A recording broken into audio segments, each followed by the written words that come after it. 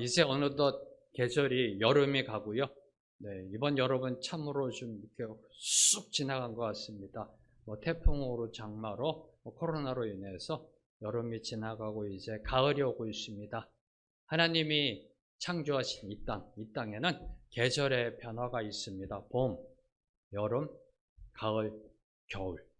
순환되며 반복되는 패턴이 있습니다. 그런데 인류의 역사도 계절과 마찬가지로 변화합니다. 패턴을 가지고 변화합니다. 특별히 이 겨울이라는 것은 계절이나 역사나 혹독한 시기입니다. 죽느냐 사느냐를 버텨내야 하는 그 시기입니다. 그래서 겨울 나무들은 버티는 시기가 바로 이 겨울입니다. 인류의 역사 속에 겨울이 언제였을까? 특별히 주후 예수님 시대 이후에 한번 이 부분을 묵상해 보니까요. 5세기, 6세기에 로마 제국이 멸망하고 분열되던 시기, 혼란의 시기, 새로운 그 역사의 주도권이 재편되는 시기, 그리고 11세기와 13세기 십자군 전쟁의 시기, 전쟁으로 유럽이 초토화되던 시기, 그리고 15, 16세기 중세 유럽의 암흑기, 그리고 오늘 저와 여러분이 살고 있는 21세기. 중세 시대 때 그 르네상스와 종교개혁이 뿌려놓은 그 씨가 자라나서 18세기에 영적 각성운동이 일어납니다. 부흥이 일어납니다. 영국에서, 미국에서.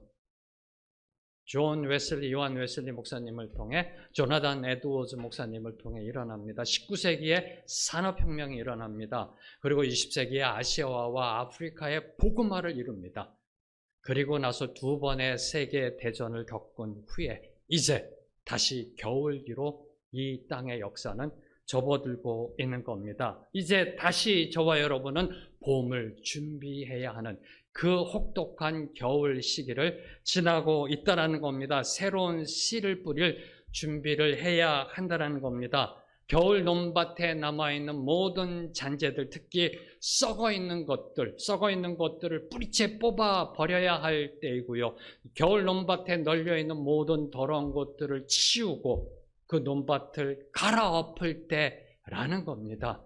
겨울 논밭을 갈아엎어야 새로운 씨를 뿌릴 수 있는 봄을 준비할 수 있는 겁니다. 사랑하는 성도 여러분, 지금은 역사의 겨울기입니다.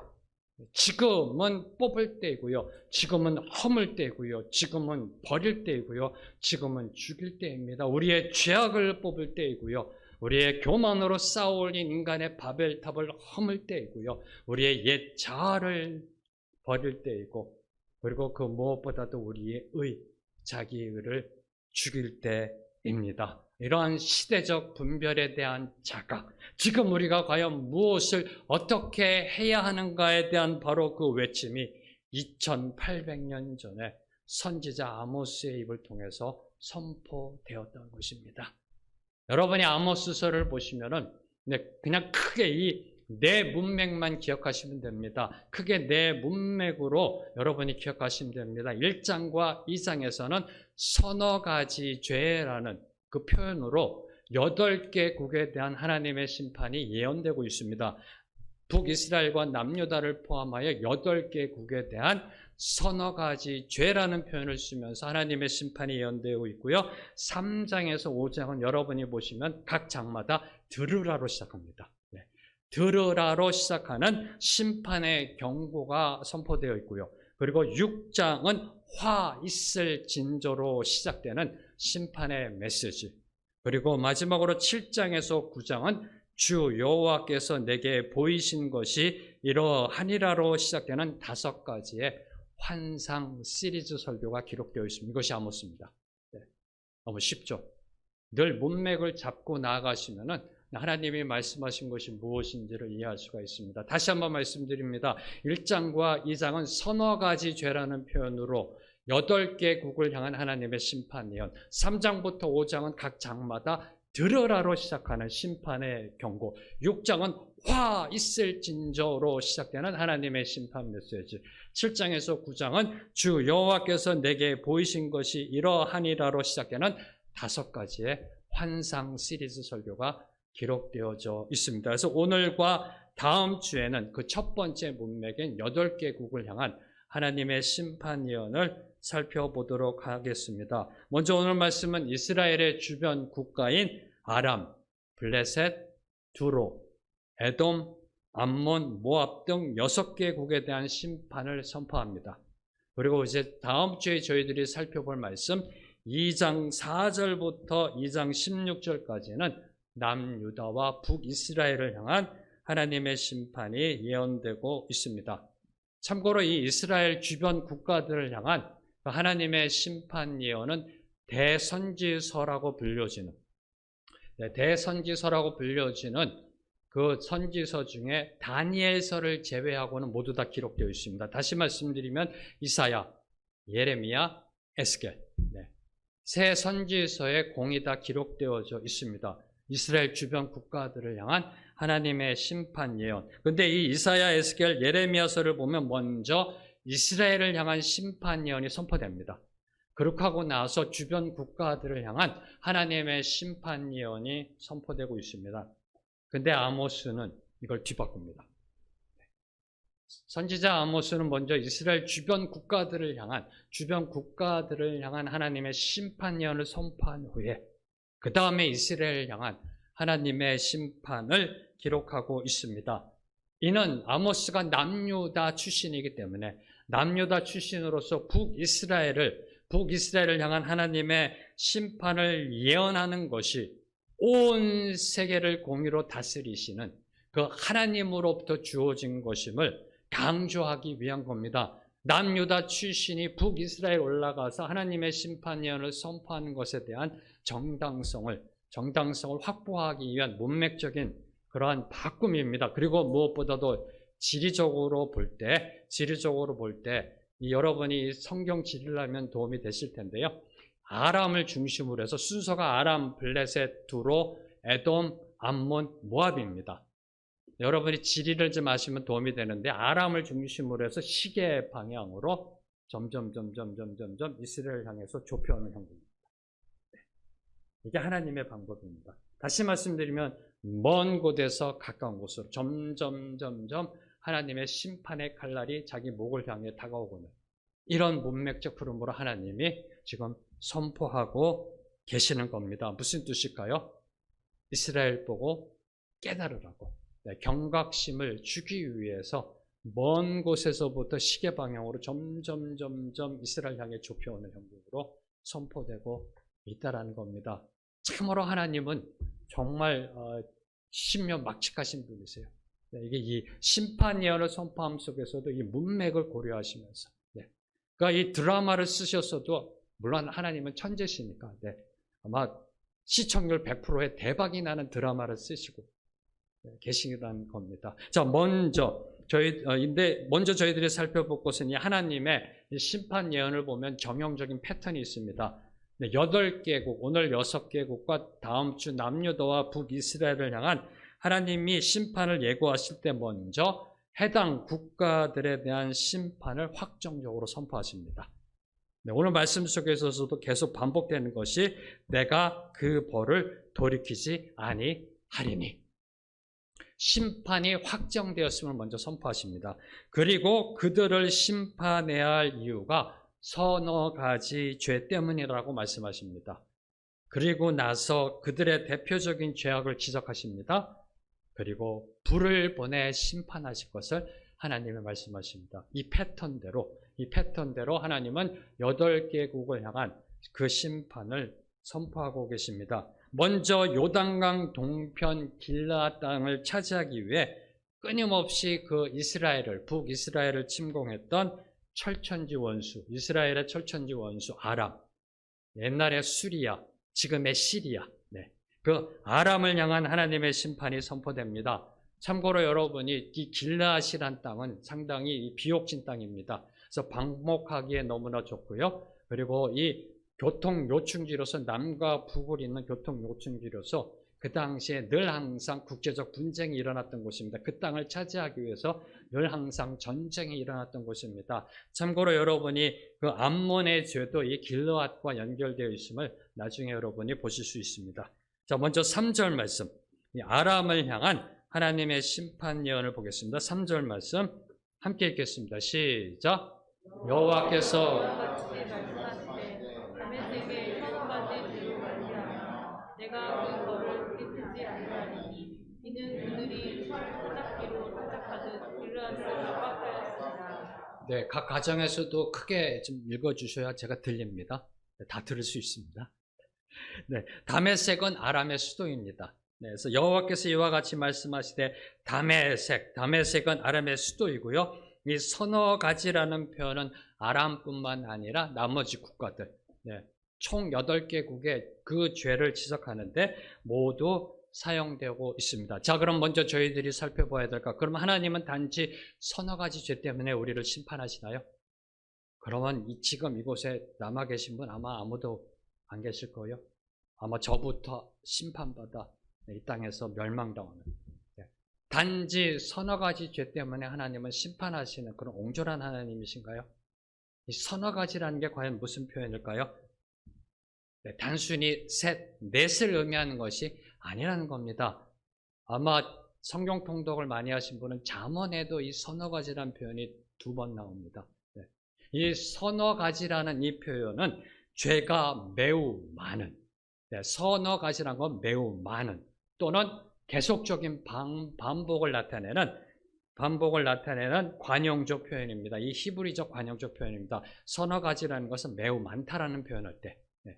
그리고 계속적인 반복을 의미할 때 쓰던 관용적 표현입니다. 그래서 사실 이 부분을 원문대로 해석한다면 다메섹의 죄는 서너 가지가 아니고 3가지에 4가지를 더한 7가지란 의미입니다. 3가지에 또 4가지란 의미입니다. 원문대로 해석하면 즉 7가지라는 겁니다. 그래서 이 7이라는 숫자는 완전수입니다. 따라서 그들의 죄가 차고 넘쳐 심판이 불가피함을 강조하는 것이 이 서너 가지라는 표현 속에 들어가 있는 겁니다. 그리고 무엇보다도 이 서너 가지 표현 속에는 하나님의 은혜가 내포되어 있습니다. 이걸 역으로 보면은 하나님의 은혜를 저와 여러분이 오늘 고백하셔야 될 줄로 믿습니다. 우리가 서너 가지 죄를 짓고 있는 동안에도 하나님은 오래 참으신다라는 겁니다. 우리가 돌이키기를 기다리시는 그 하나님의 은혜, 그 하나님의 은혜가 이 서너 가지라는 표현 속에 들어가 있는 것입니다. 이것을 깨달은 자들은 하나님께로 돌아와 용서받게 되는 것이고요. 이것을 깨닫지 못한 자들은 하나님의 심판을 받을 수밖에 없는 겁니다. 하나님은 공의로 모든 죄악을 다스리십니다. 그러나 동시에 긍휼과 자비와 은혜가 한이 없으신 분입니다. 죄인들이 돌아오기를 기대하시고 인내하시는 분이 바로 하나님이시라는 겁니다. 그러나 저와 여러분이 기억해야 될 것, 이 하나님의 오래 참으심의 인내에는 한계가 있다는 겁니다. 한계가 있다. 무조건 오냐오냐가 아니라는 겁니다. 하나님의 오래 참으심은 인내는 그냥 무조건 오냐오냐가 아니라 그 인내에는 한계가 있다는 겁니다. 우리가 죄에서 돌이키지 않고 계속 죄악 속에 살아가면 하나님의 공의가 발동될 때가 온다는 겁니다. 다시 말씀드리면 심판의 징계가 임할 때가 온다라는 겁니다. 그 아람을 향한 하나님의 공의가 발동될 수밖에 없었던 그 대표적인 죄악으로 아모스 선지자는 그들이 철 타작기로 타작하듯 길르앗을 압박하였다라고 선포합니다. 아람이 하나님의 공의로 인하여 심판받을 수밖에 없는 그 서너 가지 죄악 중에 대표적인 죄악이 철 타작기로 타작하듯 길르앗을 압박하였다. 이는 길르앗에 거주하는 북이스라엘을 향해서 아람이 철 타작기, 도리깨라고 혹시 아시는지요? 네, 도리깨. 네, 철로 만든 그 도리깨, 날카로운 철 도리깨로 사정없이 두들겨버린 그 침공을 언급하는 겁니다. 다시 말씀드리면 아람의 잔인하고도 폭력적인 침략과 살육을 비유적으로 표현한 것입니다.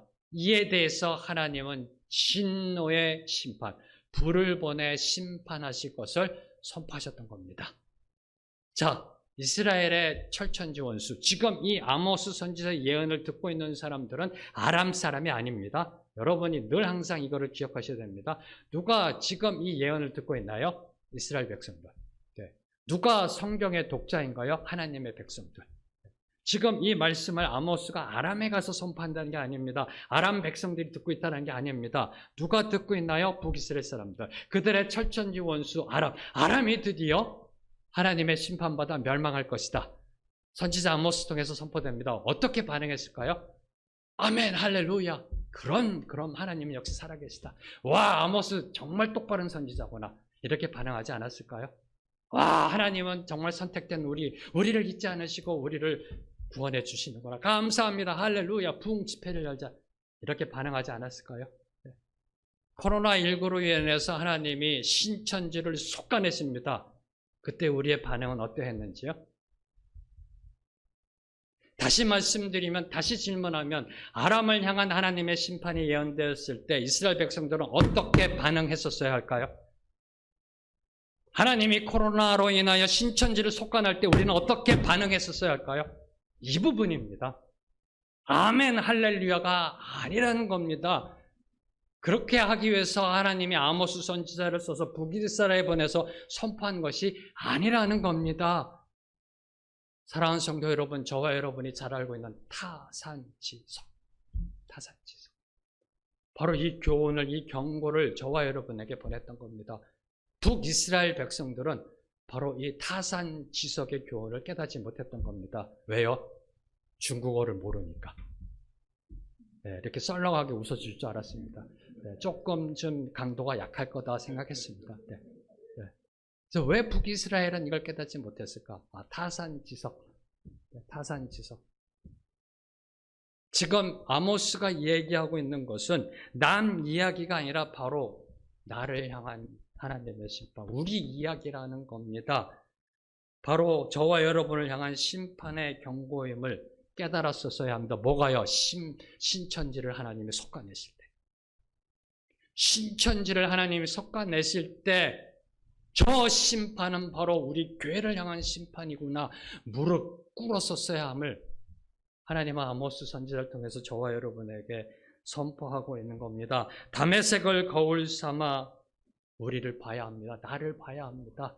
이 다메섹이라는 그 거울을 우리의 마음에 비추어 볼 때 수많은 철 타작기가 있음을 저부터 고백합니다.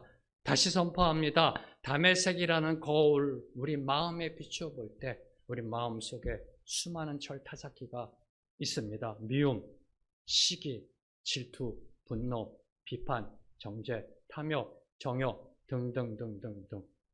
바로 이런 우리 마음의 철타작기 가지고 우리와 관계된 많은 사람들, 심지어 우리가 소중히 여기는 우리의 가족들, 그리고 우리 교회의 형제 자매들을 얼마나 많이 상처를 주고 있는지요. 그들의 영혼과 그들의 마음을 얼마나 아프게 하고 있는지요. 그런 일들이 지금 비일비재하게 일어나고 있지는 않은지요. 그런데 더 큰 문제는 무엇이 문제인지 무엇이 잘못인지를 모르고 우리들이 살아가고 있다는 겁니다. 우리들이 내뱉는 말, 우리들이 행동하는 그 행동 속에 철 타작기가 작동할 수 있다는 사실을 모르고 살아간다는 겁니다. 사랑하는 성도 여러분, 이 아람을 향한 심판의 경고는 2800년 전에 아람을 향한 것이 아니라 바로 오늘 저와 여러분을 향한 하나님의 심판의 경고인 것입니다. 이제 4절과 5절을 보면 아람을 향한 하나님의 심판 내용과 그 심판이 반드시 이루어질 것을 여호와께서 말씀하셨느니라라고 강조하고 계십니다.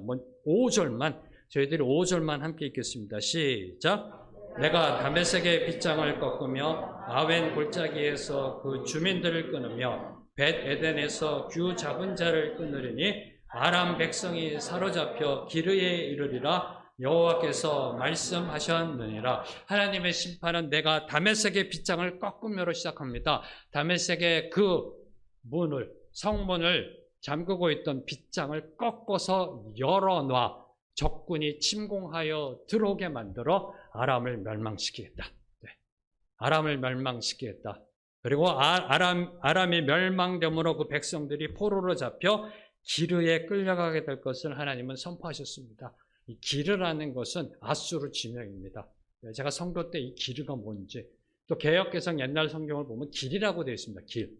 상당히 좀 이야기가 어려웠는데 이 아수르의 지명입니다. 다시 말씀드리면 아람이 아수르에 의해서 멸망당할 것을 하나님이 예언적으로 선포하신 겁니다. 그리고 특히 하나님은 아웬 골짜기에서 그 주민들을 끊으며 벳 에덴에서 규 잡은 자를 끊으리니라고 말씀하십니다.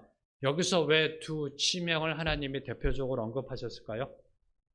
바로 이 지명 속에 서너 가지의 죄악이 무엇인지가 암시되어 있기 때문입니다. 아람의 죄가 무엇인지가 암시되어 있기 때문입니다. 먼저 아웬이란 뜻은 헛된, 허무한, 사악한이라는 뜻을 갖고 있습니다. 아웬 골짜기의 그 아웬은 무슨 뜻이냐고요? 아람의 철타작기 같은 그 사악함, 강포함을 상징하는 그 의미이고요. 그리고 무엇보다도 허무하고 헛된 우상 숭배의 죄악을 가리키고 있는 것이 바로 이 아웬이라는 단어입니다.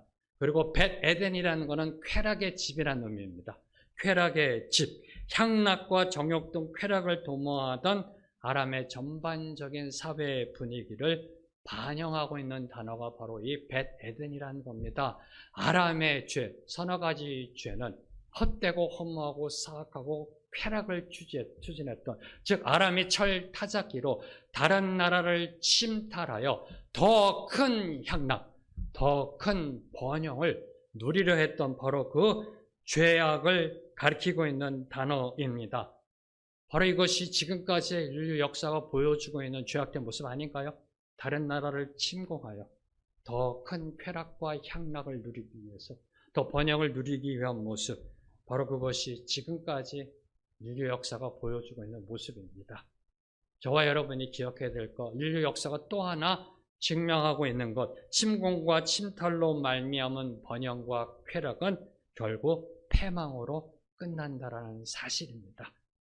이것은, 이 진리는 저와 여러분의 개인적 삶 속에서도 적용되어지는 불변의 세상적 교훈입니다. 자, 이제 그 다음으로 블레셋과 두로를 향한 심판 예언이 6절에서 10절에 선포되고 있습니다. 특별히 이 블레셋과 두로가 하나님의 심판을 받게 되는 그 근거가 동일합니다. 블레셋과 두로가 하나님의 심판받게 되는 그 근거를 나타내고 있는 6절과 9절을 보면은 블레셋과 두로 모두 사로잡은 자를 에돔에 넘겼다라는 죄목으로 심판이 집행될 것을 예언하고 있습니다. 사로잡은 자를 노예로 에돔에 넘겼다는 겁니다. 자, 먼저 블레셋은 누구인가요? 아람과 함께 이스라엘의 철천지 원수 대적입니다. 그 블레셋이 이스라엘을 쳐들어와서 사로잡은 자들을 에돔의 노예로 넘겼다는 겁니다. 그리고 두로는 다윗 시대에 이스라엘과 화친 조약을 맺은 국가입니다. 네, 이스라엘과 몇 안 되는 화친 국가입니다. 그러나 이스라엘이 분열과 쇠퇴의 길로 들어서자 그 조약을 파기하고 이스라엘 사람들을 사로잡아 블레셋과 마찬가지로 에돔에 팔아넘기는 악행을 자행했던 것입니다. 이는 국가 간의 인류의 역사 속에, 세상 삶 속에 영원한 적도 없고 영원한 친구도 없다라는 이 세상의 비정한 원리를 보여주고 있는 겁니다. 이스라엘의 영원한 원수 블레셋도, 어제의 친구였던 두로도 사로잡아온 이스라엘 사람들을 에돔으로 팔아넘깁니다. 그리고 그 에돔은 그 산 노예들을 다시 전 세계로 수출했던 것이 그 당시 노예 무역의 실상입니다.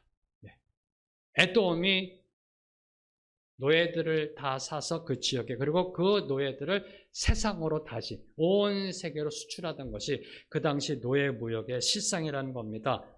이 노예 장사, 이 노예 무역은 사실상 인간에 대한 죄악 중에서 가장 큰 죄악이라고 생각합니다. 그 이유는 간단합니다. 왜요? 인간은 하나님의 형상이 들어가 있는 하나님의 귀한 고배로운 존재이기 때문입니다.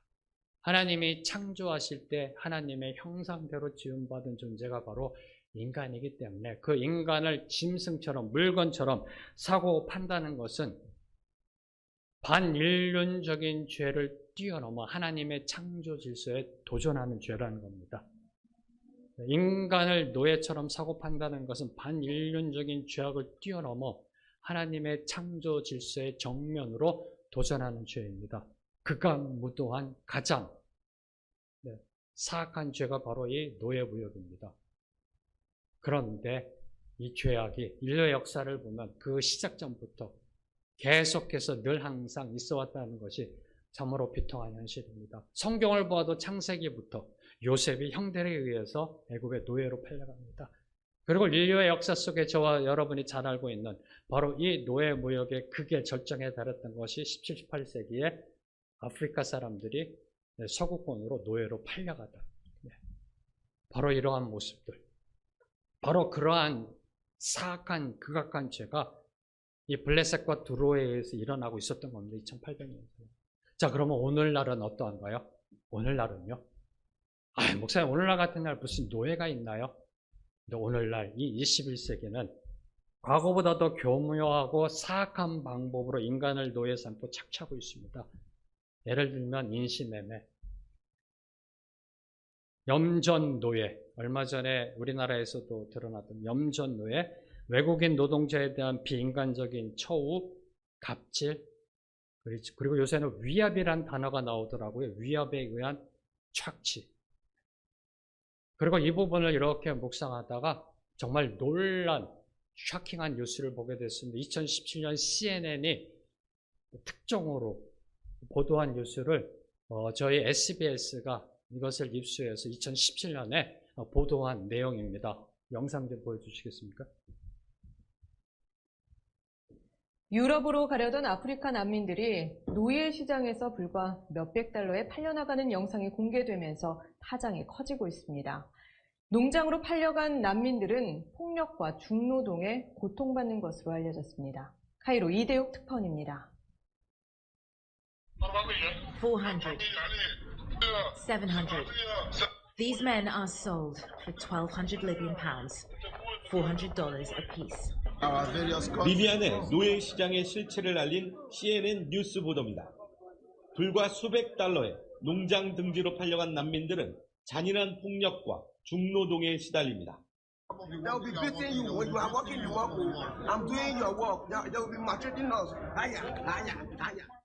당시 조사에 의하면 리비아의 현대판 노예 시장이 최소 9곳이 성행했다고 합니다. 그리고 여러분이 이미 들으셨던 것처럼 청년 한 명에 우리나라도 45만 원.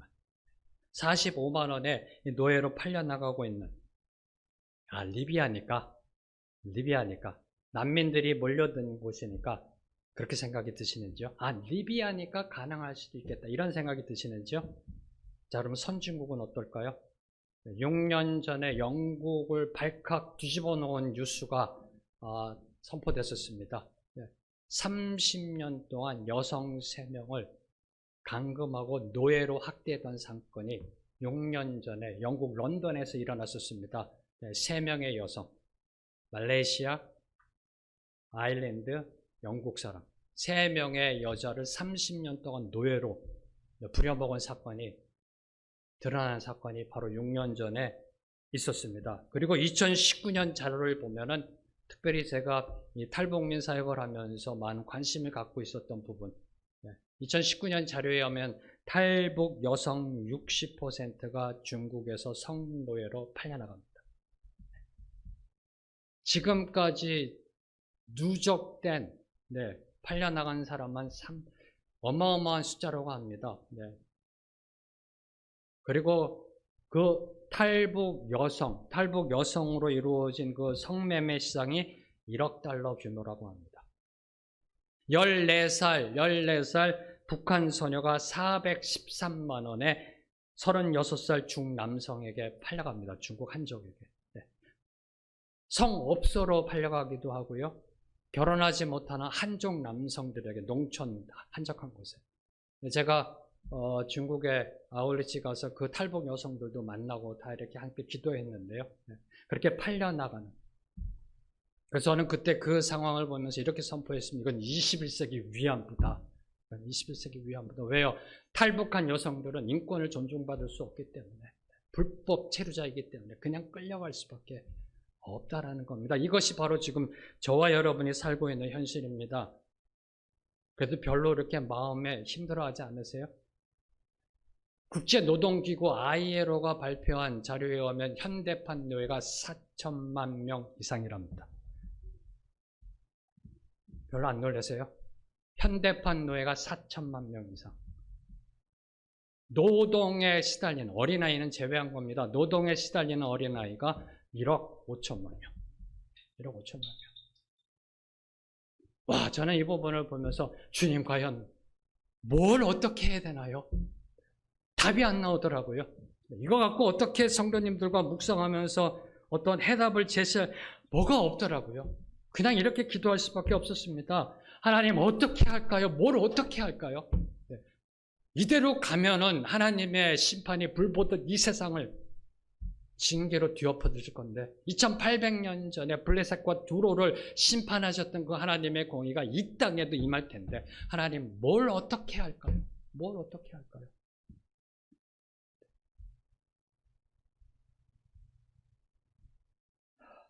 이제 11절과 12절은 에돔에 대한 심판 예언입니다. 11절 말씀 함께 읽겠습니다. 시작.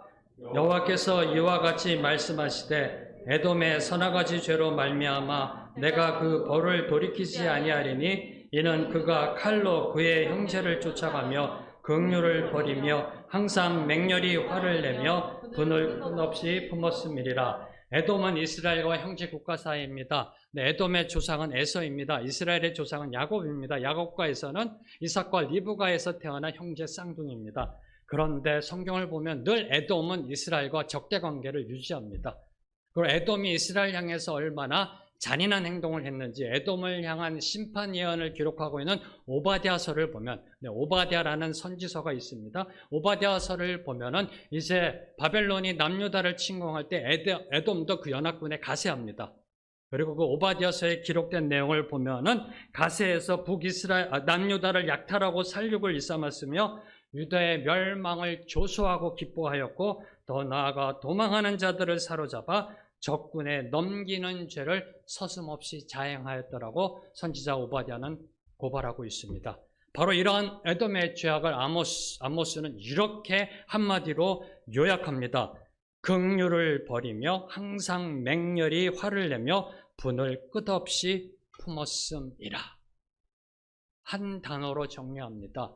긍휼이 없이 분을 품었다라는 겁니다. 다시 말씀드리면 마땅히 품어야 할 긍휼을 버리고 품지 말아야 할 분노를 품었기 때문에 하나님의 심판을 받을 수밖에 없었다. 순리로 살아가지 못하고 영리의 죄악을 범했기 때문에 하나님의 심판을 받았다는 겁니다. 인류 최초의 살인사건, 가인이 동생 아벨을 쳐 죽인 것도 쳐 죽였다라고 나옵니다. 성경에요. 어떻게 형이 동생을 쳐 죽입니까? 그것도 그 마음속에 있는 분노를 다스리지 못했기 때문에 그 살인사건이 일어났음을 고백합니다. 분노를 방치하면 다른 사람을 죽이게 될 뿐만 아니라 본인 자신도 그 분노의 불길에 타 죽을 수도 있다는 사실을 기억하셔야 합니다. 사랑하는 성도 여러분, 지금 혹시 여러분의 마음속에 품어야 할 것을 버리고 버려야 할 것을 품고 있지는 아니하신지요? 품어야 할 것은 버리고 버려야 할 것을 품고 있지는 아니하신지요?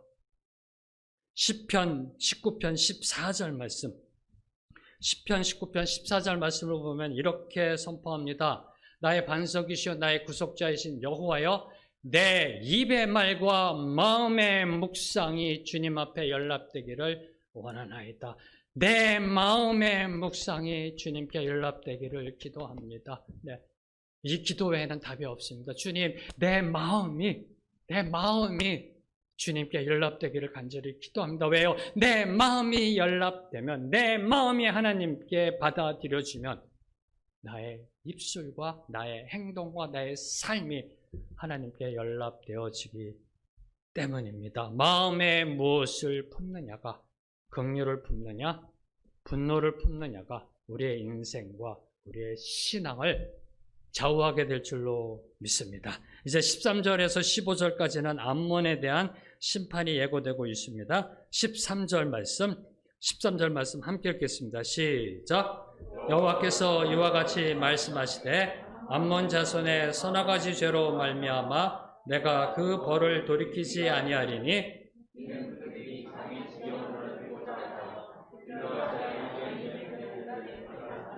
네, 암몬에 대한 심판의 근거는 길르앗의 아이벤 여인의 배를 가른 실로 상상할 수도 없는 끔찍하고도 잔인한 악행인 겁니다. 이 암몬도 이 길르앗 땅을 차지하기 위해서 이 북이스라엘 그 땅 길르앗을 침공하였던 겁니다. 그리고 그곳을 정복한 다음에 아이벤 임산부의 배를 갈랐다는 것은 아예 그 씨를 말려버려 다음에라도 다시 대항할 수 없게 아예 그 씨를 말려버린 이런 극악무도한 그러한 죄를 저질렀다라는 겁니다. 참으로 잔인한 악행입니다. 근데 더 충격적인 것은 이런 극악무도한 악행을 저지른 이유가 자기 지경을 넓히고자. 자기 지경을 넓히고자 다른 땅을 빼앗아 그곳에 아이벤 여인들의 배를 갈라 아예 씨를 말려버리는 잔인한 악행. 별로 충격이 안 되세요?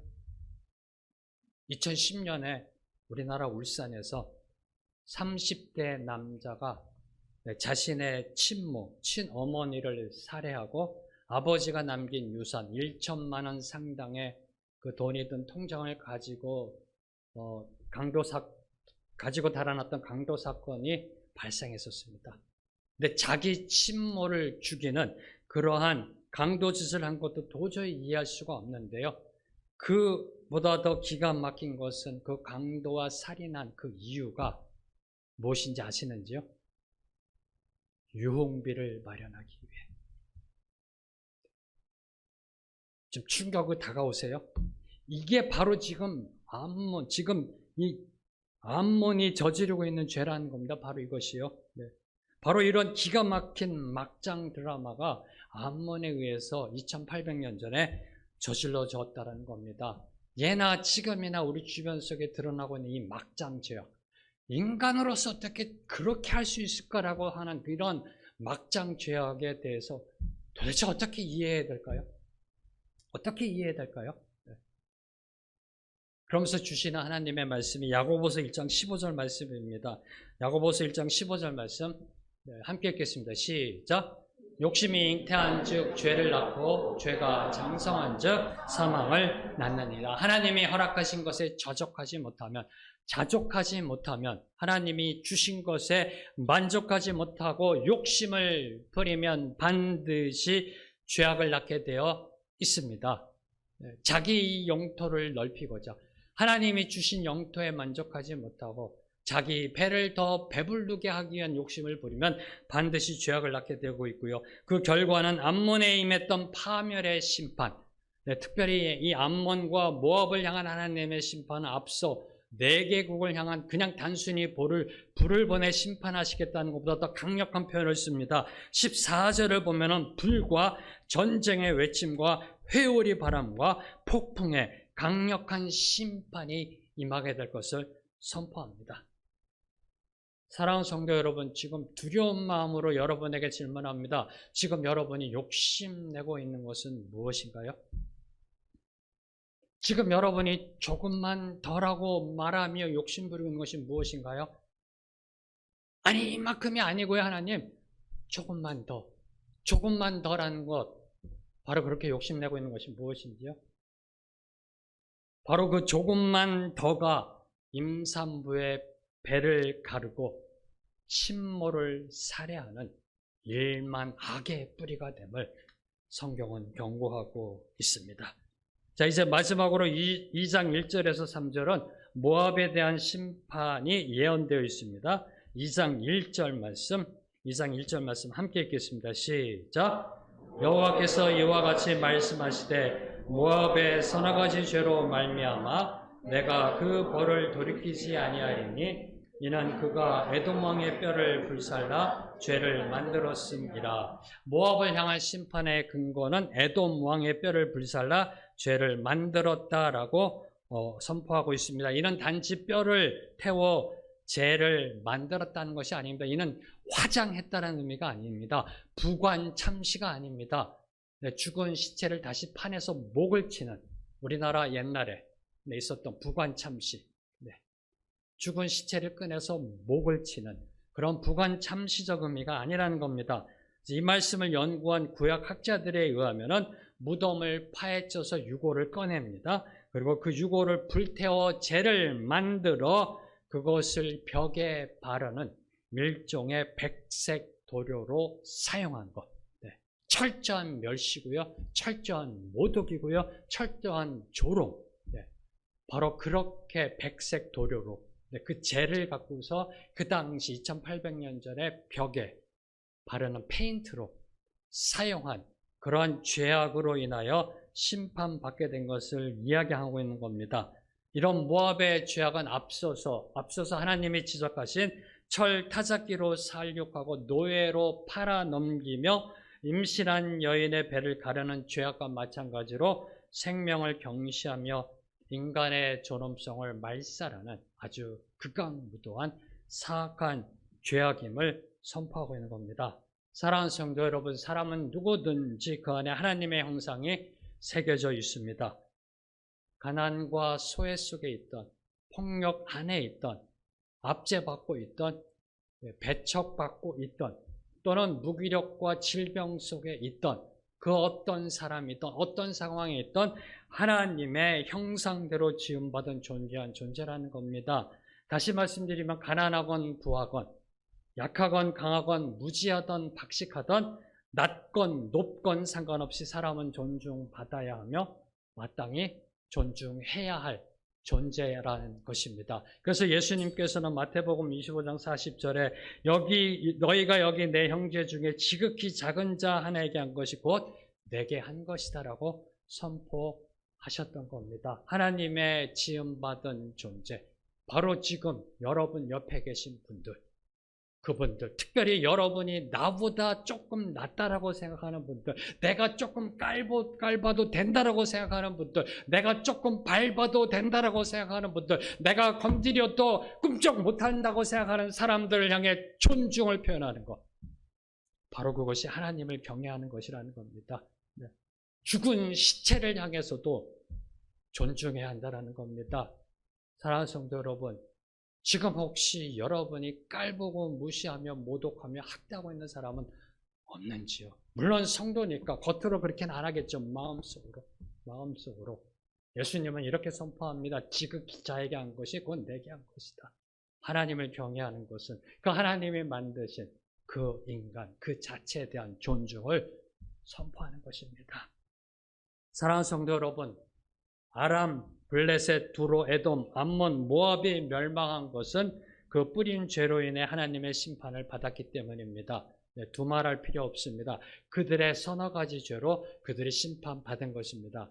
그런데 참으로 제가 입으로 선포하기가 힘든 것이, 그런데 그들의 서너 가지 죄가 오늘 저와 여러분이 살고 있는 이 시대에도 동일하게 저질러지고 있다는 겁니다. 지금 이 21세기 이 역사의 겨울기에 이 6국의 서너 가지 죄가 지금 이곳에 이 땅에 저질러지고 있다는 사실입니다. 그 결론은 뭐가 될까요? 심판이라는 겁니다. 너무나 감사한 것은 지금 하나님은 심판으로 가기 전에 세상을 향한 전조를 보여주시는 겁니다. 코로나라는 징조, 그 전조를 저와 여러분에게 선포하고 있는 겁니다.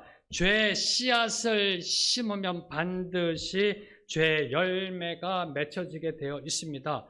죄라는 씨앗이 뿌려지면은 싹이 터서 열매 맺습니다. 그리고 그 열매의 마지막은 파멸의 죽음이라는 겁니다. 바로 이 부분을 경고하고 있는 것이 지금 오늘 저와 여러분이 본 아모스의 말씀입니다. 그럼 어떻게 해야 할까요? 지금 저와 여러분이 살고 있는 이곳에도 이 6개국의 서너 가지 죄가 동일하게 저질러지고 있는데 어떻게 해야 할까요? 방법은 딱 하나밖에 없습니다. 하나님 앞에 나아가 엎드리는 겁니다. 하나님 앞에 나아가 자복하며 회개하는 겁니다. 저와 여러분이 하나님이 신천지를 솎아낼 때 하지 못했던 것, 하나님이 신천지를 솎아낼 때 그때 저와 여러분 하나님 앞에 무릎 꿇어 섰어야 됩니다. 하나님, 저희가 잘못했습니다. 저희들의 모습이 신천지의 모습이군요. 저희들이 이렇게 신천지처럼 하나님이 솎아내실 거군요. 무릎 꿇어 섰어야 됩니다. 이 무릎 꿇었지 못했기 때문에 6개국, 그리고 다음 주에 저희 살펴볼 남유도와 북이스라엘이 하나님의 심판을 받게 되었던 겁니다. 사랑하는 성도 여러분, 하나님 앞에 무릎 꿇고 회개함으로 자복하는 길밖에 없습니다. 하나님은 인자가 많으신 분입니다. 긍휼이 한이 없으신 분이십니다. 저와 여러분이 무릎 꿇을 때 하나님은 용서하시고 다시 이 땅에 회복의 소망을 부어주실 줄로 믿습니다. 회개는 죄로 뿌려진, 죄의 씨앗이 뿌려진 밭을 갈아 엎는 겁니다. 회개는 겨울 논밭을 갈아 엎는 겁니다. 회개는 황무지를 기경하여 옥토로 가꾸는 것입니다. 지금은 회개할 때입니다. 지금은 우리의 모든 것 내려놓고 하나님께 용서를 구하며 이제 다가올 봄에 뿌릴 한 알의 씨앗을 준비할 때라는 겁니다. 사랑하는 성도 여러분, 오늘의 말씀을 붙잡고 한 알의 씨앗을 준비하는 저와 여러분이 되기를 주님의 이름으로 선포합니다. 하나님의 봄은 옵니다. 지금의 위기와 지금의 혼란 뒤에 하나님의 소망의 물결은 옵니다. 반드시 옵니다. 소망은 우리를 부끄럽게 하지 아니하느니 우리에게 주어주신 성령으로 말미암아 하나님의 사랑이 우리에게 충만히 부어졌기 때문이다. 하나님은 우리를 사랑하십니다. 그래서 우리에게 소망이 있습니다. 소망은 옵니다. 그때 한 알의 씨앗을 준비한 자만이 그 부흥에 쓰임받게 될 줄로 믿습니다. 이제 오늘 말씀 붙잡고 함께 찬양하며 나아갑니다. 우리 오늘 눈물로 한 알의 씨앗을 심는다. 무엇을 위해서요? 오래 황폐하였던 이 땅에 다시 순결한 꽃들이 피어나고 푸른 의의 나무가 가득한 이 세상을 보기 위해서 오늘 한 알의 씨앗을 심는 저와 여러분이 되기를 선포하며 믿음으로 고백하며 함께 찬양하시겠습니다.